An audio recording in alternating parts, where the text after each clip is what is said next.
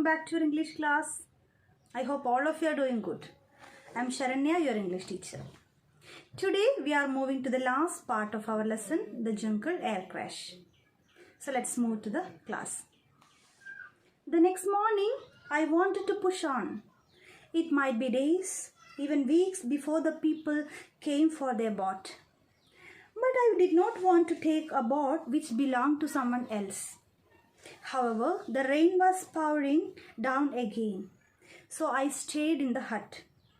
Then I heard voices, and 3 men plunged in from the downpour. Well, one of them exclaimed in Spanish, "What have we here?"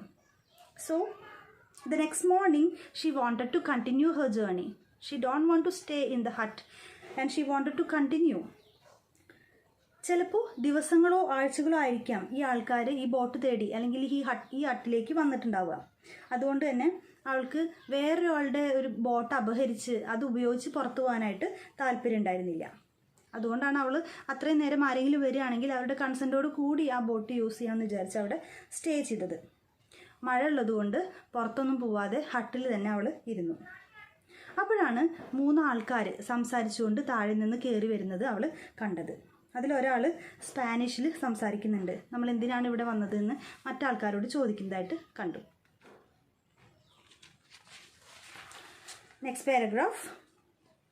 The men were mestizo, half white, half Indian hunters. They told me they kept several huts in jungle for their expeditions. They knew about the crash, and one of them had actually been in a search plane which flew over the jungle after the accident. We could see nothing, he said. No people, no wreckage. They washed me with salt water and put salve on my wounds. They made fruit smash for me, but I was unable to eat. So the men were mestizo വർഗത്തിൽപ്പെട്ട ആൾക്കാരായിരുന്നു. അത് half white half Indian ആയിട്ടുള്ള ഹണ്ടേഴ്സാണ്. അവർ നായാട്ടുകാരായിരുന്നു. അവർ കാടിൻ്റെ പല ഭാഗത്തും നായാട്ടിനായിട്ട് ഇതേപോലെയുള്ള huts സ്ഥാപിച്ചു വെച്ചിട്ടുണ്ട്. അവർ ഈ ഒരു ഫ്ലൈറ്റ് ക്രാഷിനെ കുറിച്ച് അറിഞ്ഞിട്ടുണ്ട്. അതിലൊരാൾ ഈ രക്ഷാപ്രവർത്തനത്തിൽ ഫ്ലൈറ്റിൽ ഒരു പ്ലെയിനിൽ ആക്സിഡൻറ്റ് നടന്ന സമയത്ത് രക്ഷാപ്രവർത്തനത്തിൽ ഏർപ്പെട്ടിരുന്ന ആൾ കൂടിയാണ്. പക്ഷെ അവർക്ക് അന്ന് ആൾക്കാരെയോ റെക്കേജോ ഒന്നും കാണാൻ കഴിഞ്ഞില്ലായിരുന്നു എന്ന് പറയാണ്. അവരെന്ത് ചെയ്തു? അവളുടെ മുറിവുകളൊക്കെ ഉപ്പുവെള്ളം കൊണ്ട് കഴുകി മുറിവിൽ മരുന്നൊക്കെ വെച്ച് കൊടുത്തു. അവൾക്ക് വേണ്ടി ഫ്രൂട്ട് മാഷ് മീൻസ് ഫ്രൂട്ട് ജ്യൂസ് ഉണ്ടാക്കി കൊടുത്തു. But she was unable to eat. It was 11 days ഈ സംഭവം ഉണ്ടായിട്ട്, അവളുടെ ആക്സിഡൻറ്റ് ഉണ്ടായിട്ട് 11 ദിവസമായി. അത്രയും ദിവസം അവളൊന്നും കഴിച്ചിട്ടില്ല. 4ാമത്തെ ദിവസം അവളുടെ കയ്യിലുള്ള സ്വീറ്റ്സ് കഴിയുകയും ചെയ്തു. അതുകൊണ്ട് തന്നെ പെട്ടെന്ന് ഒരു ഫുഡ് കഴിക്കാൻ കൊടുത്തപ്പോൾ she was not at all able to have it. Early next morning, they got their boat ready and took me down river. My river, it was the Shaboya, became wider, swifter and more dangerous. I looked at the shore where I would have had to walk and saw that it became more and more impassable. It took us hours to get to the jungle settlement of Tuna Vista. People came running and shouting to stare at me.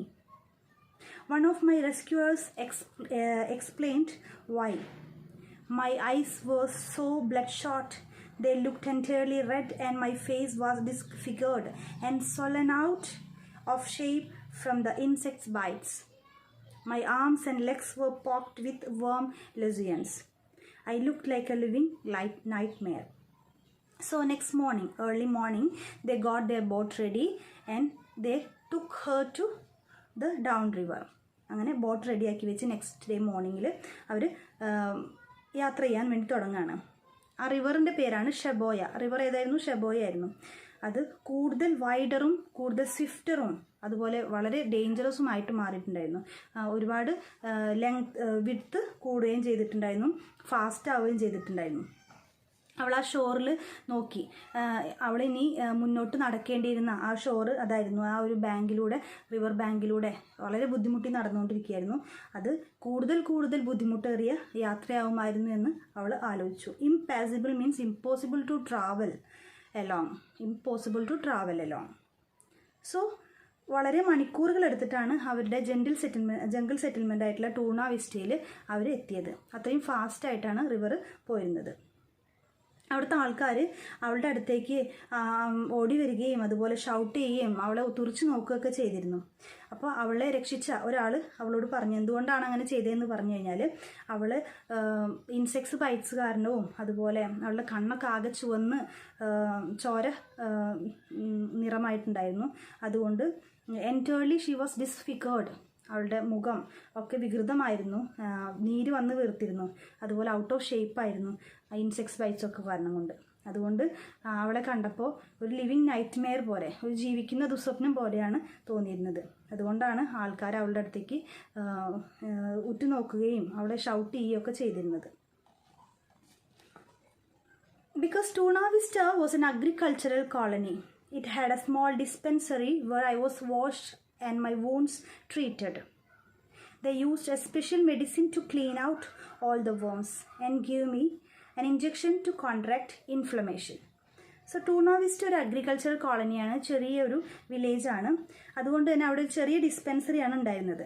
അവരവിടെ വെച്ചിട്ടാണ് എൻ്റെ wounds ഒക്കെ clear ചെയ്യുകയും അവിടുത്തെ എൻ്റെ വേംസൊക്കെ നിറയെ worms ഉണ്ടായിരുന്നു വൂണ്ടിൽ, അതിനൊക്കെ പുറത്ത് കളയുകയും ചെയ്തത്. അവരൊരു സ്പെഷ്യൽ മെഡിസിൻ എൻ്റെ വൂൺസിൽ ഉപയോഗിച്ചു എന്ന് പറയുകയാണ്. എന്തിനു വേണ്ടിയിട്ട്? ടു ക്ലീൻ ഔട്ട് ദ വേംസിനെ ക്ലീൻ ചെയ്യാനായിട്ട്. അതുപോലെ അവൾക്ക് ഇൻഫ്ലമേഷൻ തടയാൻ, പകർച്ച തടയാൻ, കൂടുതൽ സ്പ്രെഡ് ചെയ്യാതിരിക്കാൻ വേണ്ടി ഒരു ഇഞ്ചക്ഷനും കൊടുത്തു എന്ന് പറയുകയാണ്. 11.5 days after our crash, I again boarded a plane, a small twin-engine machine that took me to the US mission base of the Summer Institute of Linguistics near Pucallpa, where an American doctor looked after me. With the help of my directions, search planes found the wreckage. Daddy arrived to stay by my side. He told me what I had suspected. My mother was dead. So, അവളുടെ ഈ ഒരു accident നടന്നിട്ട് 11.5 ദിവസം പിന്നിട്ടിരിക്കുന്നു.